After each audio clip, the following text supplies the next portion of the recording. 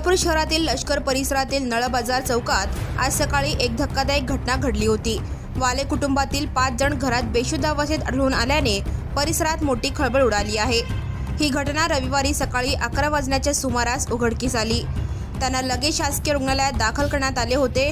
विमल मोहनसिंग बलराम वाले वय 60, रंजनाबाई युवराज बलराम वाले वय 35, युवराज मोहनसिंग बलराम वाले वय 40, हर्षराज वय 6, अक्षरा वय 4 सर्व राहणार बेडरपूर लष्कर असे बेशुद्ध अवस्थेत आढळलेल्या कुटुंबियांची नावे आहेत।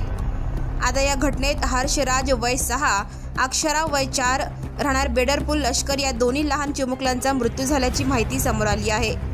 विमल मोहनसिंह बलराम वाले वय 60, रंजनाबाई युवराज बलराम वाले वय 35 हे सध्या गंभीर अवस्थेत आहेत।